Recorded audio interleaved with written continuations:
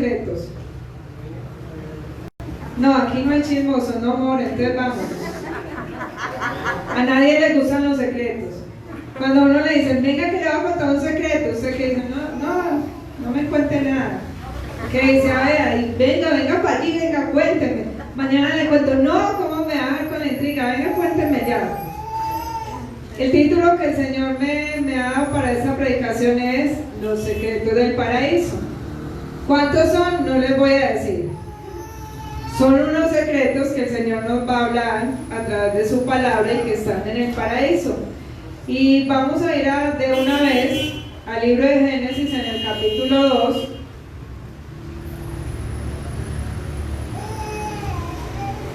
Y lo vamos a leer a partir del versículo 4. Yo les voy a leer la traducción en lenguaje actual. Leo la palabra del Señor en el nombre del Padre, del Hijo y con la unción de su Santo Espíritu. Esta es la historia de cuando Dios creó el cielo y la tierra. En ese tiempo aún no había árboles ni plantas en el campo, porque Dios todavía no había hecho que lloviera, ni había nadie que cultivara la tierra. Del suelo salía una especie de vapor y eso era lo que mantenía húmeda la tierra.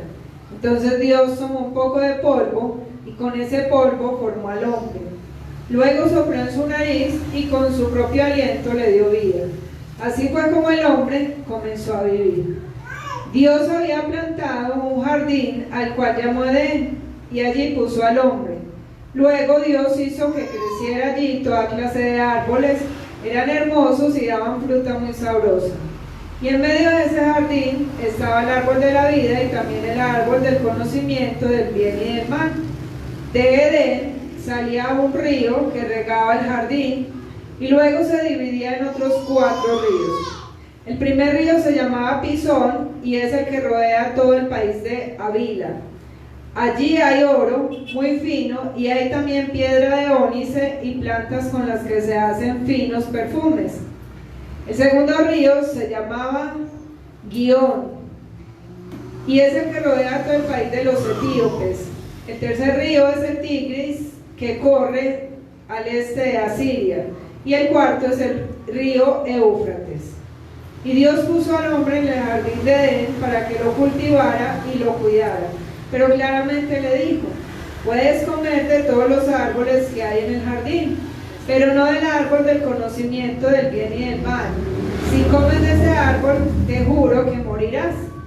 Y luego Dios dijo: no está bien que el hombre esté solo, voy a hacerle a alguien que lo acompañe y lo ayude.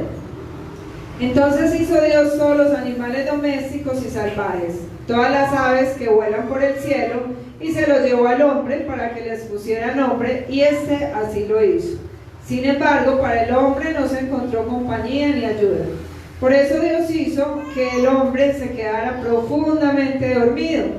Y así, mientras éste dormía, Dios le sacó una de sus costillas y luego le cerró el costado. De esa costilla Dios hizo una mujer. Cuando se la llevó al hombre, éste dijo: esta vez tengo a alguien que es carne de mi carne y hueso de mis huesos. La llamaré hembra porque Dios la sacó del hombre. Y esto explica por qué el hombre deja a su padre y a su madre y se une a su mujer para formar un solo cuerpo. Tanto el hombre como su mujer andaban desnudos, pero no sentían vergüenza de andar así. Padre, toda la gloria, la honra, el honor y la alabanza son para ti. Para ti, Señor, que creaste los cielos y la tierra, para ti, Señor, que eres el dador de vida, y para ti, Señor, que eres grande en misericordia para con nosotros. Gracias, Señor, por permitirnos estar de nuevo reunidos en este lugar, por abrir tu palabra, por poder estudiarla, y gracias por lo que vas a hablar a nuestra vida y a nuestro corazón. Te ruego en el nombre de Jesús que a través de tu Santo Espíritu nos enseñes, nos guíes y abra los ojos de nuestro entendimiento para poder entender las verdades y los secretos que traes en tu palabra, Señor. Y que ellos nos ayuden a ir en pos de esa vida de santidad a la cual nos has llamado. A ti damos toda la gloria y la honra en el nombre de Jesús. Amén. Bueno, resulta que el relato de la creación es uno de los relatos que más me impacta en la Biblia. Y hay muchos relatos, hay muchas historias en la Biblia, pero una de las que más me impacta es este relato de Génesis. Porque desde el capítulo 1 yo veo a Dios en todo su esplendor, con toda su gloria, con su poder, con su amor, con su perfección y con su majestad. Lo veo allí reflejado, veo a Dios creando todo lo que existe, lo que vemos y lo que no vemos. Y basta solamente con poder mirar la célula más microscópica que existe en el universo para darnos cuenta de la perfección y del cuidado que Dios puso al crearnos a nosotros y al crear el universo. Pero hay algo que me impacta más de toda esta historia de Génesis, y es porque si ya Dios en el capítulo 1 había creado un universo, había creado los cielos, la tierra, las estrellas, el agua, había hecho todo y vio que todo era bueno, ¿por qué decidió crear entonces en el capítulo 2 un jardín? ¿Y por qué le puso un nombre que se llamaba Edén? ¿Y por qué decide Dios poner al hombre en ese lugar? ¿Por qué si el universo, por qué si el planeta Tierra era tan grande, por qué decide Dios crear un lugar especial y poner al hombre allí? ¿Cuál era el plano, el propósito de Dios con crear el jardín de Edén y poner allí al hombre? Y esta historia del jardín de Edén la hemos leído muchas veces, ¿cierto? La hemos estudiado muchas veces, pero yo creo que pocas veces nos hemos detenido a estudiarla, como a desmenuzarla, así como la carne desmechada, despelucada, que si uno coge el tronco, uno dice, uy no, qué carne tan dura, eso no lo come nadie, pero si la desmecha en tiritas es fácil comérsela. Y eso es lo que pasa con esta historia y eso es lo que vamos a hacer hoy. A simple vista no pareciera tener un significado profundo ni especial, pero sí lo tiene. Es una historia llena de secretos que vamos a descubrir hoy. ¿Quieren saber esos secretos? Entonces díganle que está al lado, pare oreja. Así como cuando uno le van a contar chismes. Así como ese programa de no sé de cuál de los dos canales es que dice, se llama Lo sé todo. Y son un montón de chismes de todo el mundo. Bueno, hoy vamos a saberlo todo del inicio de Génesis. La palabra trae un significado y ese significado es lugar puro y natural. Es un lugar especial y es un lugar santo. Y vamos a empezar a descubrir estos secretos y el primero está en el versículo 8 y 9. Dios había plantado un jardín al cual llamó Edén y allí puso al hombre. Luego Dios hizo que creciera allí toda clase de árboles que eran hermosos y daban fruta muy sabrosa.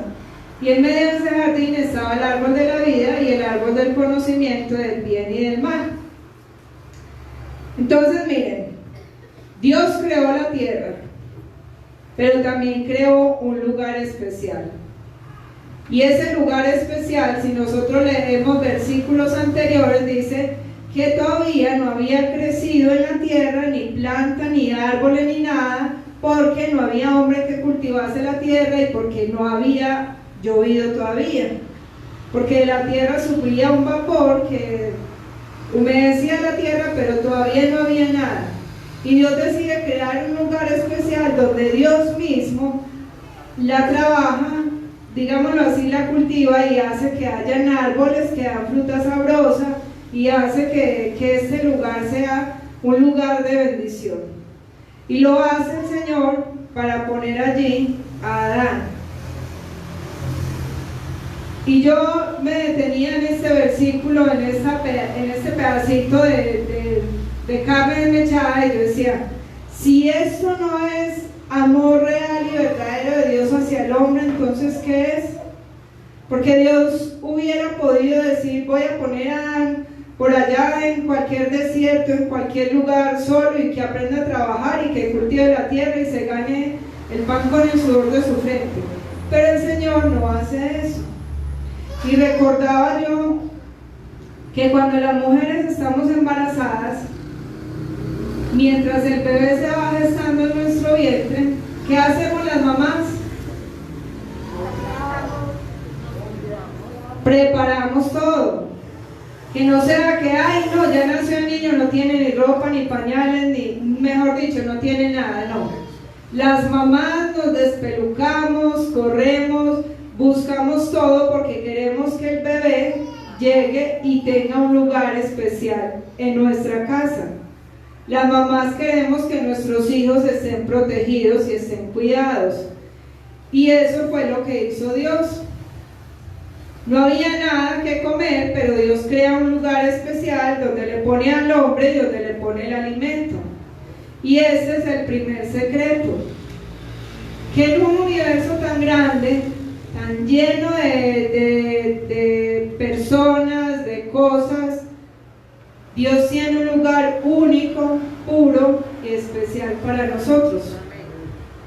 Un lugar al cual no entran todos. Un lugar al que podemos entrar y al que podemos disfrutar y tener una relación íntima con el Señor. Y ese lugar es el que en la antigüedad vemos en el tabernáculo como el lugar santísimo, a donde el sacerdote podía entrar una vez al año, pero a donde tú y yo, a través del sacrificio de Jesucristo, podemos entrar cada vez que queramos. Ese lugar puro, ese lugar apartado, ese lugar santo es nada más y nada menos que el trono del Dios Santo. Ese lugar que está abierto y al que nosotros podemos disfrutar, en el que podemos disfrutar del amor de papá. Es un lugar especial que Dios creó para nosotros. Amén. Y sigue diciendo en el versículo 10 que el jardín de Edén salía ¿cuántos ríos? No, salía uno que se dividía en 4. Ah, si ve cómo nos comemos el pedazo de carne dura entera.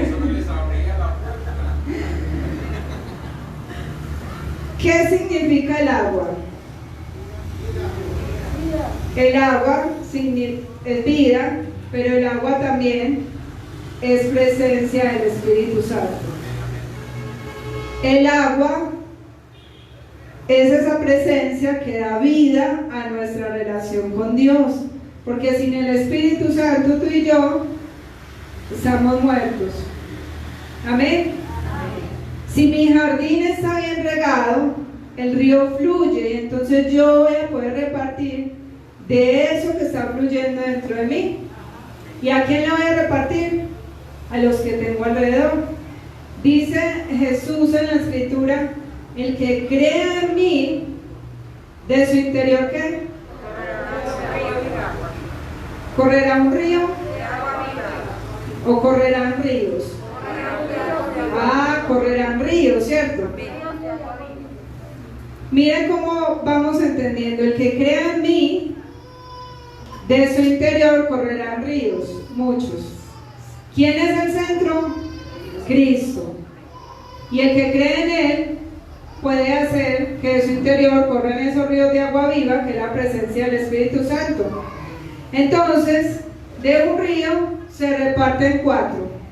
Y resulta que leyendo la Escritura y buscando un mapa, yo digo, bueno, este río hacia dónde fluye, hacia dónde está esta tierra, hacia dónde está la Etiopía, hacia dónde está el río Éufrates, dónde está Siria, y me doy cuenta que ellos llegan a un punto donde se abren hacia los 4 puntos cardinales, o sea que está cubierto todo alrededor, norte, sur, oriente y occidente. Todo alrededor está cubierto.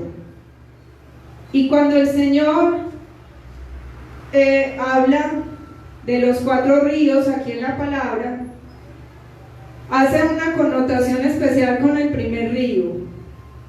Miren que dice que el primer río se llama, ¿cómo se llama el primer río?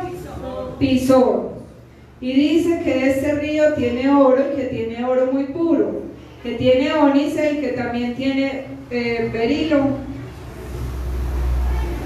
¿Cómo dice la Reina Valera? Bedelio, bedelio. Aquí dice que plantas aromáticas de las que se sacan perfumes. Cuando uno hace mención de algo, en primer lugar es porque ese algo es importante. Mire que dice, el primer río tiene esto, esto y esto. Segundo río simplemente se llama, el tercero se llama y el cuarto se llama. Yo decía, Señor, ¿por qué no dices que hay en el segundo, en el tercero y en el cuarto? ¿Por qué solo dices que hay en el primero? Investigando, preguntándole al Señor, yo encuentro que es que Dios quiere resaltar la importancia de ese río. Tiene oro. ¿Qué significa el oro? Pureza. Dice la palabra que nosotros vamos a ser probados como se prueba el oro en el fuego. Dice que ese río tiene ónice. El ónice es una piedra preciosa que es difícil de encontrar, es muy costosa, pero es fácil grabar sobre ella. De esta piedra está hecho el pectoral del sacerdote. Recuerdan que el sacerdote del Antiguo Testamento, en el tabernáculo, tiene puesto un pectoral que Dios le dijo, haz un pectoral, le dijo a Moisés, para el sacerdote Aarón, con 12 piedras de ónice, 6 de un color, 6 de otro color, y en ellas vas a tallar los nombres de las 12 tribus de Israel en orden de nacimiento, y cada vez que Él venga a mi presencia, va a venir con el pectoral puesto.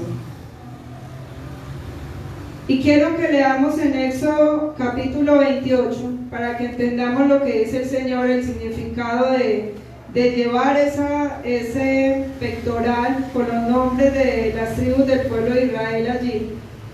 Éxodo 28, versículo 9, dice el Señor: los nombres de las 12 tribus de Israel deben grabarse en 2 piedras de ónice multicolor, 6 en una piedra y 6 en la otra piedra. El joyero enmarcará en oro cada piedra, les pondrá 2 cordones de oro puro, grabará los nombres como si fueran un sello y los colocará en la túnica de Aarón sobre los hombros. Esas piedras estarán allí para que cuando Él se presente ante mí como sacerdote, yo me acuerde de las 12 tribus de Israel. Para el Señor recordar que el pacto, su pueblo, sus hijos, sus amados. ¿Y eso qué representa entonces la piedra de ónice? Representa nuestro corazón. Por eso están en el pecho, por eso las lleva el sacerdote y las presenta delante del Señor. Y el Señor lo que quiere recalcarnos aquí es que Él quiere que nosotros, al llegar a su presencia, tengamos un corazón donde Él pueda grabar, donde Él pueda esculpir y donde Él pueda moldear. Donde pueda esculpir ¿qué? Su voluntad. Donde pueda moldearnos, donde pueda tallarnos a su voluntad y a lo que Él quiere para nosotros. Entonces tenemos el oro, que el oro es la pureza, el oro representa como nuestro valor delante del Señor. El ónice, que es nuestro corazón que debe dejarse moldear por el Señor.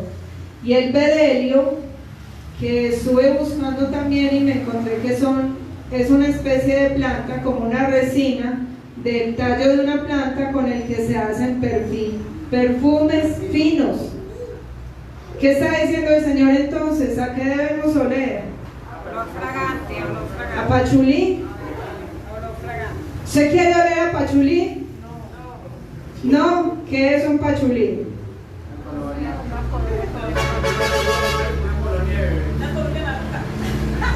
No, yo quiero oler a pachulí. Yo estuve investigando qué es el pachulí. El pachulí no es lo que nosotros conocemos. El pachulí es de lujo y de calidad. El pachulí era una planta en el que la gente estirada de oriente envolvían las telas de seda y las telas finas para que en el transcurso, en el paso por el desierto, se impregnaran del olor de esa hoja, y ese olor le daba cierto estatus a las telas. Por eso ese aroma permanecía, perduraba. Entonces yo decía, ay sí, yo quiero oler a pachulí. A pachulí o a perfume de 10.000. Que a la media hora uno dice, ay no, ya eso como que yo ya no vuelvo a nada, ¿cierto? A pachulí, no, eso me estafaron. Debemos ser olor fragante, ser impregnados, dejarnos impregnar por el olor de Cristo. Que la gente se acerque y diga, usted huele distinto, huele raro. Una vez en una cumbre de oración nos decían, yo he sentido el olor de los ángeles. Y yo, sí, ¿y a qué huelen los ángeles? Huelen a vainilla. Y yo decía, tan rico, yo también quiero sentir. Que cuando descendía les había pasado una experiencia sobrenatural, ellos sentían la presencia de los ángeles por el aroma a vainilla, pero no todos la podían sentir, sino los que estaban ahí metidos en el Espíritu y sabían que era que el Señor se estaba moviendo en aquel lugar. Entonces el segundo secreto de este relato es que cuando nosotros recibimos del Señor es para darle a Él, para darle que nuestro corazón, nuestra pureza, para dejarnos tallar, para dejarnos impregnar de su aroma, pero también es para que nosotros fluyamos en favor de los demás. Así como este río es uno y se divide en 4 y lo cubre todo, así nosotros debemos recibir del Señor para poder fluir en favor de nuestros hermanos. Pero primero, así como nos ha enseñado el pastor en escuadra, primero con el Señor y luego con los hermanos. Y eso es lo que representa este río que se parte en 4. Y continúa el versículo 15 diciendo que Dios puso al hombre en el jardín de Edén. ¿Para qué? Para que se echara a dormir allí y se relajara, se tirara en un chinchorro y dijera, ay, qué calor, me voy a abanicar aquí. No, para que lo cultivara, para que trabajara. El Señor ya le había dado a Adán la primer provisión, el primer regalo, que eran los árboles que producían fruto de los cuales él podía comer. Pero le dijo, mira, te voy a poner aquí, pero te vas a tener que poner a trabajar y a cultivar, lo vas a tener que cuidar. Y Dios nos pone en ese lugar de privilegio, allí delante de su trono, allí como hijos de Dios que somos nosotros. ¿Para qué? Para que cuidemos nuestra relación con el Señor, para que nos pongamos a trabajar. Él ya hizo la primera labor, que fue dar esa provisión para que nosotros tengamos vida, y esa provisión es Jesucristo, porque sin Jesús tú y yo no tenemos vida. Así como cuando nace el bebé, ¿qué le da uno a un bebé?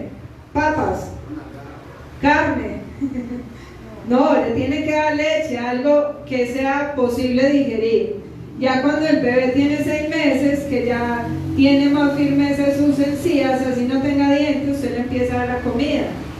Ya el bebé tiene que forzarse, masticar para comer, porque ya la leche sola no le sirve, se desnutre. Y por eso el Señor nos dice, te traigo aquí, te doy la primer provisión, a Jesucristo mi Hijo, te doy el Espíritu Santo, pero oiga, mire al que está al lado, dígale, póngase a trabajar, avance, póngase a trabajar. Pero ojo, que el Señor también nos advierte y nos dice, si no me obedeces, ¿qué? Morirás. Y desde el momento en el que nacemos nosotros, diga conmigo, estamos muriendo. Pero no con miedo, diga, estamos muriendo. Porque cada vez que nosotros cumplimos un año, no cumplimos un año de vida, no. Sumamos, es como una aritmética, la aritmética de Dios. Sumamos un año de experiencia, pero restamos un año de vida. El cuerpo envejece, y para el hombre natural, para el hombre de afuera que no entiende, eso es una tragedia. Pero para nosotros los que amamos a Dios, esto es un paso que nos acerca cada vez más a la presencia y al gozo de nuestro Señor. Amén. Entonces, si nos da COVID y nos morimos, ¿es una tragedia? Si nos da cáncer y nos morimos, ¿es una tragedia? Si nos atropella un carro y nos morimos, ¿es una tragedia? Si nos morimos de viejos. No importa de qué nos vamos a morir, lo único seguro que tenemos cuando nacemos es que nos vamos a morir. Y tiene que ser un gozo, porque yo sé que ese sucho, ese cuerpo va a quedar aquí, pero yo me voy con mi Señor. Cuando Dios dice, decía, si comes del árbol del conocimiento del bien y del mal, vas a morir, nos está dando el tercer secreto. Resulta que ese conocimiento del bien y del mal, el bien, Adán ya lo conocía, ¿cierto? Que era lo bueno que veía. Pero el mal viene del hebreo, es una derivación de una palabra, bueno, se pronuncia, no sé si se pronuncia así porque no sé hebreo, yira, que significa romper o arruinar. Si te rebelas contra mi voluntad, le estaba diciendo Dios a Adán y nos está diciendo Dios a nosotros en este tercer secreto, entonces vas a romper y vas a arruinar la comunión que tienes conmigo. No es que el árbol del conocimiento del bien y del mal fuera un árbol mágico que si Adán lo comía le iba a dar los poderes de Dios, no. Era una prueba de fe y de confianza que Dios le había puesto a Adán. ¿Cuántas veces nosotros no nos hemos parado como Eva a contemplar ese árbol? ¿Cuántas veces nosotros no hemos comido ese árbol por querer ir en contra de la voluntad de Dios? La voluntad de Dios con Adán, ¿cuál era? Que él obedeciera, que él trabajara, que él cuidara, que él disfrutara, pero que hiciera la voluntad del Padre. Cuando nosotros vamos en contra de la voluntad del Padre, estamos siendo iguales que Adán y Eva, comiéndonos el fruto que Dios nos está diciendo que no comamos, peleando contra la voluntad de Dios. Ese es el tercer secreto. Cuando no pasamos la prueba de fe y de confianza, nosotros rompemos y arruinamos la comunión que tenemos con el Señor. Amén. Sigue el versículo 18 al 24. Nos dice el Señor que Él llevó los animales a Adán para que Adán les pusiera nombre, para que Adán los nombrara, ¿cierto? Sí. Y yo le decía al Señor, ¿será que tú no sabías que ninguno de esos animales iba a ser ayuda idónea, iba a ser compañía para Adán? ¿Será que tú no habías pensado todavía crear a Eva? ¿Ibas a dejar a Adán solo ahí? ¿Será que tú te pusiste a improvisar? Cuando viste a Adán ahí poniéndole el nombre al ornitorrinco, al ronconorrinco, como la película, al ronconorrinco. ¿Será que Dios no había planeado ya crear a Eva? ¿Será que todo esto era nuevo para el Señor? Él estaba ahí con Adán como conejillo de indias. Porque yo le decía, Señor, porque si a Adán lo formaste del polvo de la tierra, ¿por qué no hiciste lo mismo con Eva? Creaste macho y hembra de todas las especies, pero a Adán lo creaste solo. ¿Qué pasó aquí en este relato? Me perdí. Y el Señor me decía, yo no improviso, yo sé lo que hago. Y lo que el Señor me permitía entender es que Él quería que Adán entendiera que por más que buscara en la creación, él no iba a encontrar nunca su plenitud en nada que viniera de afuera, solamente en lo que Dios tenía destinado para él. ¿Adán pidió a Eva? ¿Era que quería estar solo? Y Nilsson se muere la risa.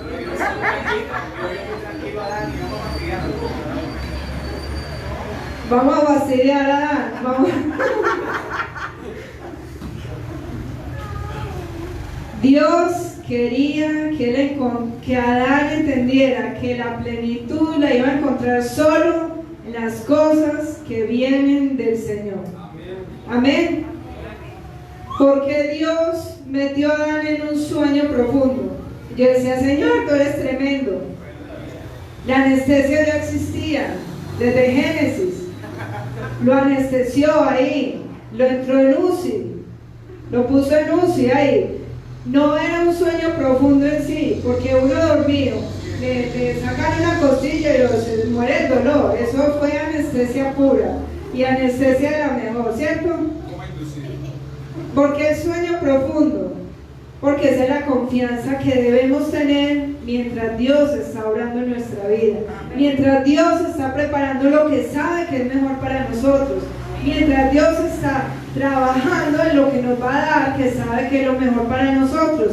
No sé, Adán de pronto no pensaba, no sabía, nunca se imaginó en una mujer, sino en lo que veía ahí, los animalitos. No sé cuál le pareció mejor, la burrita, el elefante, la jirafa. El Señor, dame una jirafita a mí también. O no sé, una perrita, una gatita. Pero el Señor decía, no, ninguna de esas te sirve. Te voy a hacer una, porque yo sé lo que tú necesitas. Y así nos dice el Señor. Yo sé lo que ustedes necesitan. Aún antes de que ustedes pidan, aún antes de que abran la boca, yo sé qué es lo que están necesitando. Amén. Dios sabe qué necesitamos y Adán no pidió. ¿Por qué una costilla? Y nos han enseñado una costilla para hacer que la mujer es igual al hombre, no en la cabeza para ser superior, ni en los pies para ser inferior. Y yo decía, Señor, si este cuento lo he escuchado muchas veces, pero ¿por qué una costilla? Las costillas protegen nuestros órganos internos más delicados. Aquí abajo tenemos unas costillas que llaman costillas flotantes, que protegen los riñones, que protegen algo de los riñones, del intestino. Pero a medida que vamos subiendo, se van haciendo más duras hasta que llegamos al pecho, donde encontramos el esternón, que es el hueso duro que protege nuestro corazón. Y el Señor sabe que nosotros necesitamos de ese corazón. Dios abrió el costado del hombre para crear a la mujer y que ambos entendieran que juntos forman un solo cuerpo. Por eso Dios sacó un pedacito de una costilla, de las costillas que protegen el corazón, para decirle a Adán, mira de dónde saqué a tu mujer, para que entiendas que ustedes dos deben vivir y caminar en unidad, pero no solo hombre y mujer, sino nosotros como cuerpo de Cristo. Y aquí es donde nos encontramos el cuarto secreto. Cristo dio su vida por nosotros, y estando allí muerto en la cruz, como decía mi esposo ahora, después de haber entregado su vida al Padre, podríamos decirlo, hacer una analogía con esto, que Adán estaba en un sueño profundo, Jesús estaba en esa muerte. Después de haber entregado todo al Padre, su costado fue abierto por una lanza, para recordarnos que nosotros somos la iglesia, que la mujer representa a la iglesia y que debemos estar unidos y formar un solo cuerpo con él. Amén. Ese es el significado de la costilla que Dios sacó de Adán.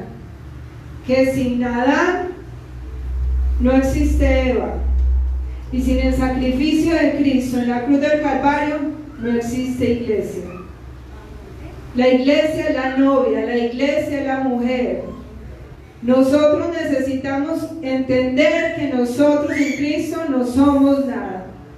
Que Eva salió de la costilla de Adán para entender que de él venía la vida de ella, que de él dependía la vida de la mujer y que nosotros dependemos de Cristo. Y que así como dependemos de Cristo, entonces necesitamos también vivir en unidad. Así como Adán dijo, Señor, ahora por eso el hombre deja a su padre y a su madre y se une a su mujer para formar un solo cuerpo. ¿Qué está diciendo el Señor aquí? Por eso ahora la novia, la iglesia, ustedes dejan lo viejo, dejan lo pasado para unirse a Cristo y formar todos un solo cuerpo.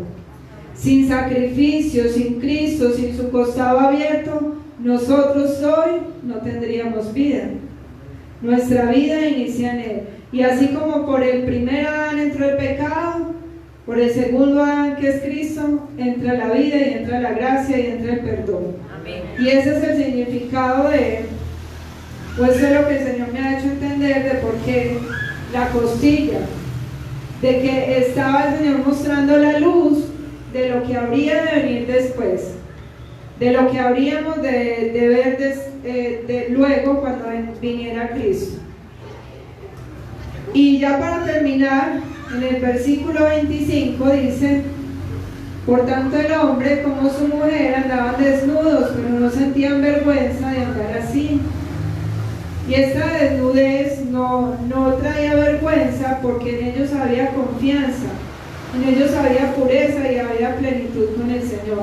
Y podían andar así porque el mal todavía no había entrado a sus vidas, porque su relación con el Señor aún no se había roto, aún no habían fallado y aún no se habían rebelado contra la voluntad de Dios. Y resulta que el último secreto es la suma de los otros 4. El primero es el trono de Dios, el lugar especial a donde Dios quiere que nosotros estemos, donde quiere que vivamos. El segundo secreto es esa presencia del Espíritu Santo que nos llena y que fluye. Luego viene la obediencia a la voluntad de Dios y luego la unidad con Cristo. Y todos estos secretos juntos son llaves que van a abrir el cofre de ese jardín de Edén, nos dan la libertad y la confianza para que nosotros podamos ir tranquilamente delante de Dios y delante de los hombres sin tener nada que nos avergüence, sin que tengamos que escondernos, porque es que yo hice, porque es que yo dije, porque es que estoy dando mal testimonio, porque es que no quiero, porque es que... y empezamos a sacar un montón de excusas que nos avergüenzan delante de Dios y delante de los hombres, y que hace que nos empecemos a cubrir con hojas de higuera, como veíamos hace unos meses atrás, que el Señor me permitía traer ese mensaje de las hojas de higuera con las que nos cubrimos para tapar nuestra vergüenza y nuestra desnudez. Entonces el jardín de Edén no es solamente un lugar que existió, no es un lugar desaparecido ni un lugar perdido en el tiempo, ni solamente un nombre, un relato que está en la Biblia. El jardín de Edén es mi relación con Dios. El jardín de Edén es ese lugar donde el Señor me llama a estar en su presencia, a llenarme del Espíritu Santo, para darle a Dios, para darle a mis hermanos, donde el Señor me llama a la obediencia, a la unidad con Él, y donde el Señor me llama a la libertad. Así es que tú y yo no necesitamos morir físicamente para estar en el paraíso, en el Edén, porque lo podemos vivir aquí y ahora. La puerta está abierta, el jardín está listo, Señor ya lo plantó, ya lo creó y dijo, esto es para mis hijos, los que quieran vivir aquí. Somos nosotros los que tomamos la decisión si queremos o no queremos. Si queremos vivir en el jardín de Él o queremos vivir allá afuera, en lugares de sufrimiento, en lugares donde no está el Señor, en lugares donde pasamos las buenas y las malucas, pero lejos del Señor. Que la invitación es, mis hermanos, a que con esos secretos que el Señor nos ha revelado hoy, empecemos a ir a caminar y a construir en pos de esa relación personal, íntima y real con nuestro Dios. Amén. Vamos a orar para que le demos gracias al Señor por su amor, su bondad y su misericordia. Padre, gracias, Señor. Gracias, mi Rey amado, porque a través de tu palabra nos ayudas a entender tus planes, tus designios, tu amor, Señor, que a veces no lo entendemos y que está allí como tan oculto, esos planes hermosos de bienestar que tienes para nosotros y que a veces por los afanes, que a veces, Señor, por no pararnos a disfrutar de tu palabra, nos los vamos perdiendo. Ayúdanos, Señor, a que esta palabra podamos vivirla, que podamos acudir a ella, que podamos llenarnos de ella, Señor, y que podamos sobre todo ponerla en práctica y ponerla por obra en nuestra vida. Que podamos disfrutar de todas estas riquezas que has creado para nosotros, de todos tus planes y tus propósitos a nuestra vida, porque como dices en tu palabra que pensamientos de bien y no de mal tienes para nosotros, pero somos nosotros, Señor, los que a veces llenamos nuestra mente con mentiras en vez de llenarla con tu palabra. Gracias por revelarnos, gracias por amarnos, gracias por enviar a tu Hijo a morir en la cruz del Calvario por amor a nosotros, a morir en la cruz del Calvario para abrir ese lugar de bendición, ese lugar de plenitud y de gozo que podemos encontrar en tu trono delante de tu presencia. Que podamos permanecer allí, que podamos ser esforzados, valientes, Señor, que podamos también dar a los que están a nuestro alrededor de lo que tú nos has dado. Guárdanos, Señor, en esta semana. Continúa enviando tus ángeles a nuestro alrededor, a guardarnos, a protegernos y sobre todo, Señor, que tu Espíritu Santo imprima en nosotros la confianza y la fe que necesitamos para continuar en esta vida. A ti sea la gloria, a ti sea la honra y la alabanza en el nombre de Jesús. Amén y amén.